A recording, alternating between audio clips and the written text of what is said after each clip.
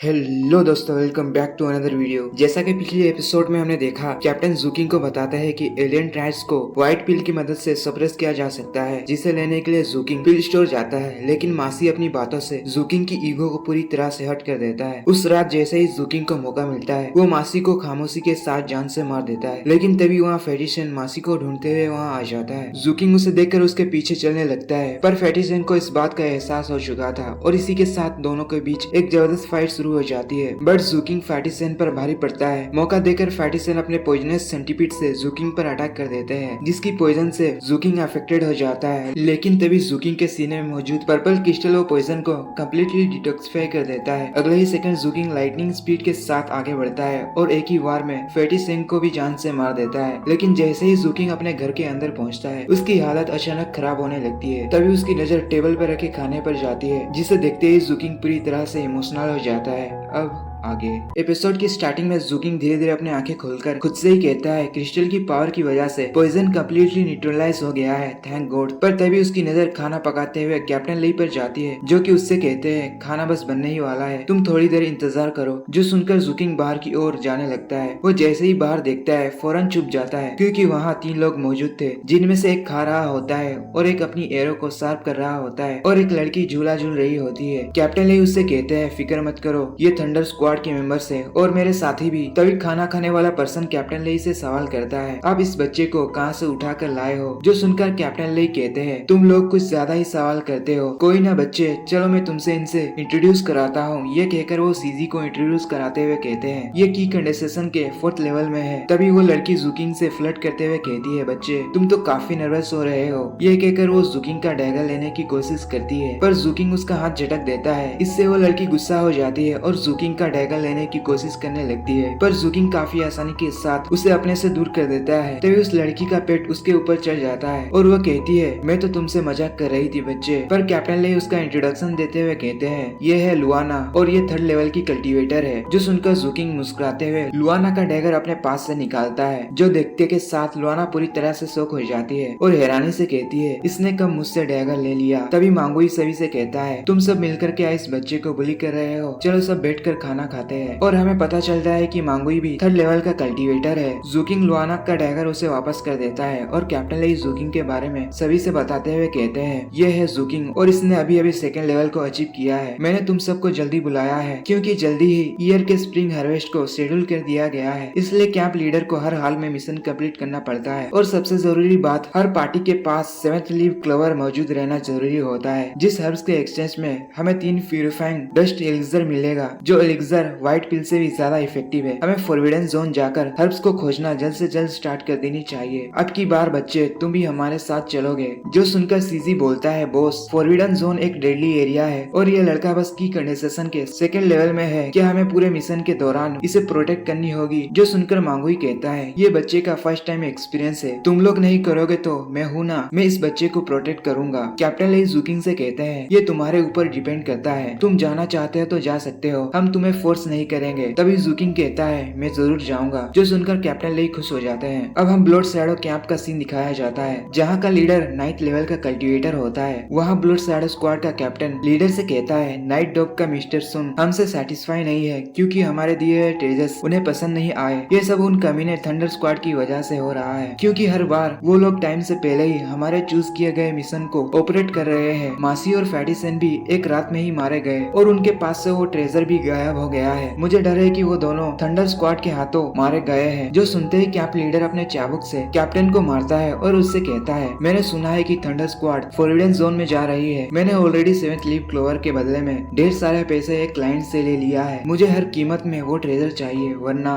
जो सुनते ही कैप्टन कहता है, मैं समझ गया माय लॉर्ड। अब हम जूकिंग के साथियों को सिटी एंट्रेंस पे देख पाते हैं, जहाँ जूकिंग की नजर पड़ती है कैरेज के ऊपर। उस कैरेज के ऊपर मास्टर बाई के 2 डिसाइपल मौजूद होते हैं। उस कैरेज को मामूली बीस्ट नहीं बल्कि हाई लेवल के बीस्ट टान रहे होते हैं। ये सब देखकर जूकिंग आमेज हो गया था। कैप्टन लेई उससे कहते हैं, इस कैरेज का ओनर है मास्टर बाई, जिसे मेडिसिन का बहुत ही ज्यादा गहरा नॉलेज है और ये जीतू से बिलोंग करते हैं। तभी सीजी भी कहता है, ये पर्सन अपनी गहरी नॉलेज से गिद्धड़ों के डिस्ट्रॉय हो गए बोन मेरो को भी क्योर कर सकता है। अब हम मास्टर बाई को देखते हैं, जिनके पास 7th एल्डर भी मौजूद थे। तब मास्टर बाई की नजर जूकिंग पर भी जाती है और उनका कैरेज जूकिंग के पास से क्रॉस कर लेता है, जो देखकर कैप्टन लेई जूकिंग को जल्दी से चलने के लिए कहते हैं, जो सुनकर जूकिंग उनके पीछे रवाना हो जाता है और वो सब फाइनली पहुंच जाते हैं फोरबिडन जोन के अंदर। कैप्टन लेई उन्हें सावधान कराते हुए कहते हैं, हार्वेस्ट फेस्टिवल आने वाला है, इसलिए तुम लोग केयरफुल रहना। ये सुनकर वो सभी लोग आगे जाने लगते हैं। कैप्टन लेई जूकिंग से कहते हैं, बच्चे ये तुम्हारा फोरबिडन जोन के अंदर पहला मिशन होने वाला है, इसलिए तुम्हें यहाँ से काफी कुछ सीखने के लिए मिलेगा। तुम हमसे मिशन को लेकर कोई भी सवाल पूछ सकते हो। ये कहकर वो आगे कहते हैं, फोरबिडन जोन को 3 लेयर्स में डिवाइडेड किया गया है, unknown strange beast, blood red mist और सबसे लास्ट में आता है एरिस सिंगिंग जोन। अगर तुम्हारा सामना इनमें से किसी भी जोन से हो गया तो तुम मारे भी जा सकते हो। पर जूकिंग एरिस सिंगिंग जोन के बारे में सवाल करता है, जिसके जवाब में सीजी उससे कहता है, ये एक लेजेंडरी जोन टापू है जहाँ से जिंदा निकलना किसी के लिए भी नामुमकिन जैसा है, पर हमारे कैप्टन एक लौते ऐसे पर्सन है जिसने एरिस सिंगिंग जोन से जिंदा सलामत वापस लौट कर आए हैं। पर वो लोग इसी तरह बातें करते हुए 7th leaf clover picking area में पहुंच जाते हैं, जहां कैप्टन लेई उन सबको बातें न करते हुए काम करने के लिए कहते हैं और वो सब लोग हर्ब्स कलेक्ट करने लगते हैं। कैप्टन लेई जूकिंग से कहते हैं, बच्चे मैंने जो बात तुम्हें बताया है, क्या उन सबको तुमने याद कर लिया? यहाँ फोरबिडन जोन के लेयर से भी कई गुना भयानक और वियर्ड क्रिएचर्स और फेनोमेना यहाँ पाए जाते हैं, पर समटाइम्स ह्यूमन भी इन सबसे खतरनाक निकल जाते हैं। तभी उनके पीछे से सीजी कहता है, स्पेशली ब्लड शैडो स्क्वाड, मैंने सुना है कि वो लोग सीक्रेटली ह्यूमन ट्रैफिकिंग एक्सपेरिमेंट कर रहे हैं। उसके पीछे से लुआना बोलती है, और वो लोग स्पेशली गिफ्टेड इंसानों को ही उठा रहे हैं ताकि उनकी बॉडीज को यूज करते हुए वो लोग खतरनाक ट्रेजर्स बना सके। आगे सीजी कहता है, हम उनके डर्टी बिजनेस में कई बार फंस चुके हैं, जिसकी हमें भारी नुकसान झेलना पड़ता है। कैप्टन लेई भी कहते हैं, वो लोग स्ट्रेंज बीस्ट के ऑर्गन्स यूज कर रहे हैं ताकि उनकी कल्टीवेशन इंक्रीज हो सके,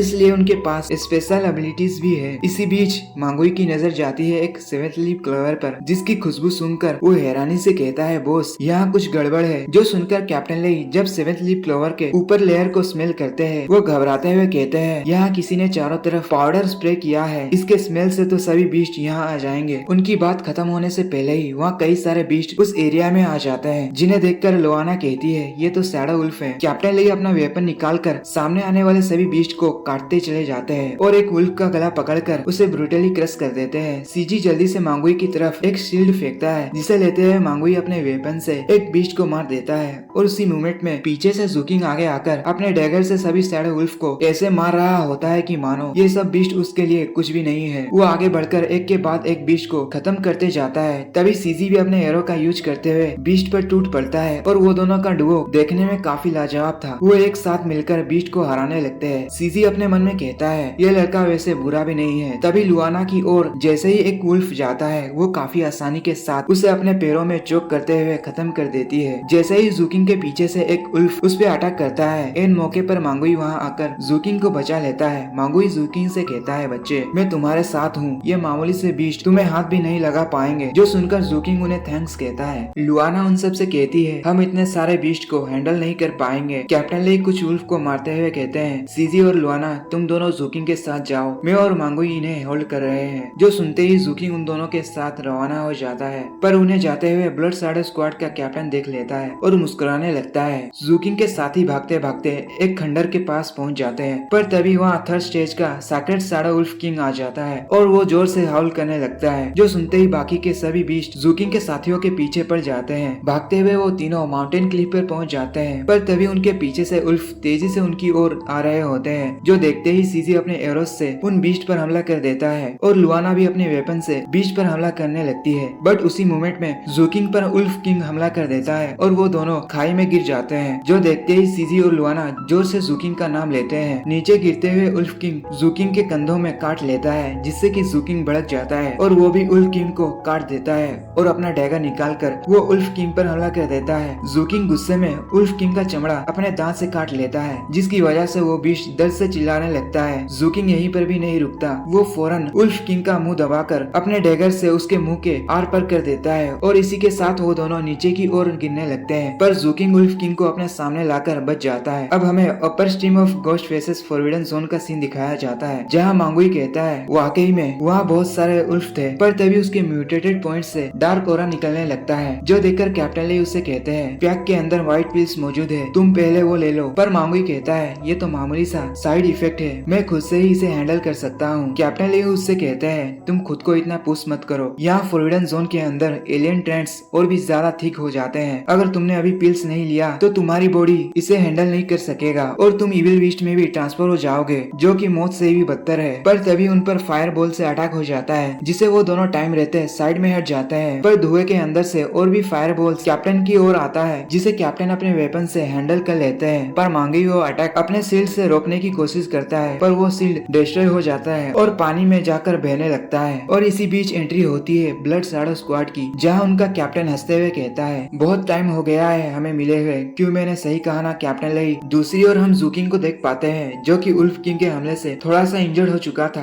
पर तभी अचानक उल्फ किंग की आंखें खुल जाती है और उसके बॉडी से एक अजीब सी चीज जूकिंग की ओर बढ़ रहा होता है। जूकिंग कुछ समझ पाए उससे पहले ही वो चीज उस पर हमला कर देती है, पर जूकिंग अपने डैगर से उसे काटने की कोशिश करता है, पर वो चीज स्प्लिट होकर जूकिंग के पैर और हाथ में चिपक जाती है, जिससे कि जूकिंग हिल भी नहीं पाता। वो चीज धीरे धीरे जूकिंग के बॉडी को कवर करने लगता है, जो देखकर जूकिंग कहता है, आखिर ये चीज क्या है। दूसरी ओर हम मांगुई को फाइट करते हुए देख पाते हैं, जहाँ वो सामने आने वाले लोगों को अपने वेपन से हटाता जाता है। और कैप्टन लेई भी कुछ कम नहीं थे, वो भी अपने ओपोनेंट को अपने से दूर कर देते हैं। बट तभी एक मैज कैप्टन लेई पर फायर बॉल से अटैक कर देता है, पर कैप्टन लेई काफी आसानी के साथ उस अटैक को अपने वेपन से काट देते हैं और डायरेक्ट ब्लड शैडो स्क्वाड के कैप्टन से भिड़ जाते हैं। ब्लड शैडो स्क्वाड का कैप्टन कहता है, इतने सारे लोगों के बीच बस तुम ही मेरे ओपोनेंट हो। मांगुई से फाइट कर रहा पर्सन उसके सीने में एक गहरा कट लगा देता है और उसके पीछे से एक पर्सन आकर मांगुई को जकड़ लेता है और सामने वाला वॉरियर एक जोरदार अटैक मांगुई के कानों पर चल देता है, जिसकी वजह से मांगुई का सिर चकराने लगता है। और मौका देखकर और एक वॉरियर मांगुई को बुरी तरह से घायल कर देता है और कहता है, मांगुई आज तुम यहाँ मरने वाले हो। उसी मोमेंट पर मांगुई का म्यूटेटेड पॉइंट म्यूटेड होने लगता है, जो फील करते हुए मांगुई उस वॉरियर को खुद से दूर करता है। वो वॉरियर मांगुई से कहता है, जिसके बॉडी में डेंस एलियन ट्राइड्स चले जाते हैं, उससे आगे तो मुझे तुम्हें कुछ बताने की भी जरूरत नहीं है। और इसी के साथ मांगुई का बॉडी म्यूटेटेड होने लगता है और उसकी आंखें भी चेंज हो जाती है, जिससे कि मांगुई पूरी तरह से डिमोनिक बीस्ट में बदल जाता है। उसकी बॉडी से खतरनाक इविल एनर्जी अनलिश होने लगता है और उसके बड़े बड़े दांत निकल आते हैं। मांगुई गुस्से में चिल्लाता है और घुटनों के बल आ जाता है। वो वॉरियर सभी को मांगुई पर हमला करने के लिए कहता है। ऑर्डर मिलते ही सभी लोग मांगुई की ओर धीरे धीरे बढ़ने लगते हैं। दूसरी ओर वो चीज जूकिंग के पूरी बॉडी में फैलते हुए उसके बॉडी को पूरी तरह से कवर कर लेता है। वो चीज जूकिंग के बॉडी को कंट्रोल कर पाए उससे पहले ही जूकिंग के सीने में मौजूद पर्पल क्रिस्टल बाहर निकलता है और उस चीज को जूकिंग के बॉडी से हटाने की कोशिश करता है और थोड़ी देर बाद वो चीज जूकिंग के बॉडी से हट जाता है। पर तभी कुछ अनएक्सपेक्टेड हो जाता है, जो कि असल में होता है secret ghostly shadow purple crystal की वजह से वो जूकिंग के साथ मर्ज होने लगता है। घोस्टली शैडो खुद को बचाने की अपनी पूरी कोशिश करता है, बट क्रिस्टल की पावर की वजह से वो पूरी तरह से जूकिंग के साथ मर्ज हो जाता है, जिससे कि जूकिंग की भी बॉडी म्यूटेटेड होने लगता है और वो सीधा सेकेंड लेवल से थर्ड लेवल में प्रोमोट हो जाता है और उसकी सी माउंटेन आर्ट भी पूरी तरह से इवॉल्व हो जाती है। प्रोसेस कंप्लीट होते ही